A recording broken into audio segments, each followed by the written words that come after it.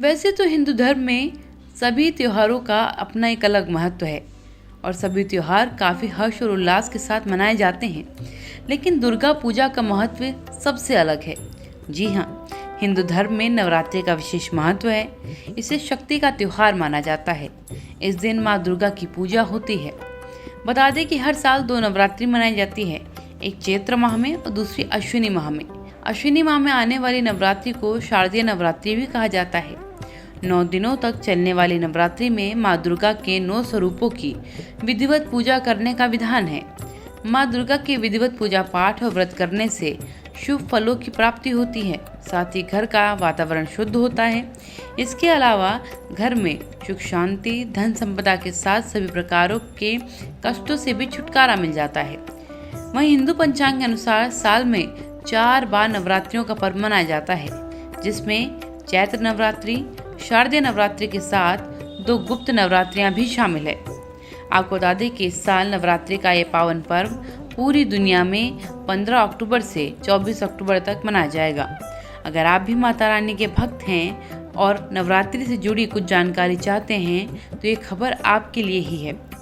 आपकी जानकारी के लिए बता दें कि हिंदू धर्म में ऐसी मान्यता है कि देवी दुर्गा आज के ही दिन हिमालय पर्वत से उतरकर लोगों के बीच आती हैं और नवरात्रि के 9 दिनों तक देवी दुर्गा अपने अलग अलग स्वरूपों में लोगों के बीच आती हैं।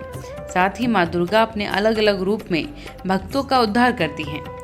जैसा कि आप जानते ही हैं कि इस साल नवरात्रि का पावन त्यौहार 15 अक्टूबर से शुरू होगा और 24 अक्टूबर 2023 तक चलेगा। ऐसे में नवरात्रि का ये त्यौहार अश्विनी माह के प्रतिपदा अवधि से शुरू होता है और नवमी तिथि तक मनाया जाता है। वैसे तो हर साल सितंबर या अक्टूबर के महीने ही नवरात्रि का त्यौहार शुरू होता है, जो लगातार 9 दिनों तक देवी दुर्गा के अलग अलग रूपों की पूजा से खत्म होता है। आपको जानकर के हैरानी होगी कि नवरात्रि न केवल गृहस्थ जीवन बल्कि काला जादू और तंत्र विद्या सीखने के लिए भी उत्तम समय माना जाता है। जी हाँ, नवरात्रि के दिन सभी काली शक्तियाँ जागृत हो जाती हैं, क्योंकि इसी दिन महिषासुर ने अपनी सभी काली शक्तियों से मिलकर माँ दुर्गा के साथ युद्ध किया था।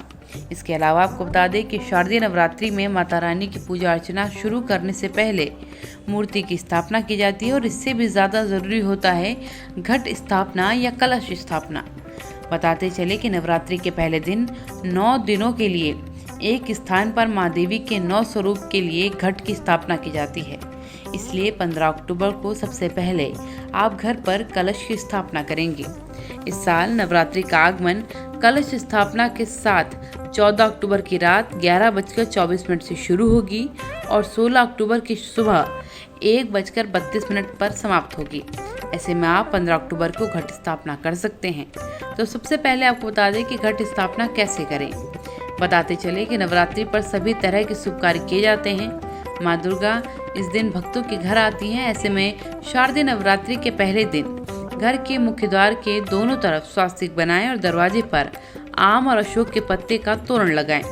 इसके बाद माता की मूर्ति को लकड़ी की चौकी या आसन पर स्थापित करें। साथ ही जहां मूर्ति या फोटो स्थापित करें वहां पहले स्वास्तिक का चिन्ह बनाएं। उसके बाद रोली और अक्षत से टीके और फिर वहां पर माँ की मूर्ति को स्थापित करें। इसके बाद विधि विधान से माता की पूजा करें और ध्यान रखें कि उत्तर और उत्तर पूर्व दिशा यानी कि ईशान कोण को पूजा के लिए सबसे अच्छा स्थान माना गया है। वहीं कलश पर नारियल रखते समय इस बात का ध्यान रखना चाहिए कि नारियल का मुख नीचे की तरफ ना हो। साथ ही चौकी पर लाल कपड़ा बिछाकर ही माँ दुर्गा की प्रतिमा को स्थापित करना चाहिए। इसके अलावा आपको बता दें कि दुर्गा पूजा के पहले दिन माँ दुर्गा के शैलपुत्री रूप की पूजा होती है। नवरात्रि के पहले दिन इन्हीं की पूजा के साथ नवरात्रि की उपासना की जाती है।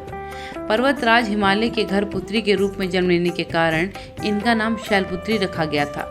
दरअसल जब माता सती अपने पिता प्रजापति दक्ष के यहाँ अपने शरीर को अग्निकुंड में दे दिया था, तब उनके दूसरे जन्म के रूप में देवी सती का जन्म शैलपुत्री के रूप में हुआ था।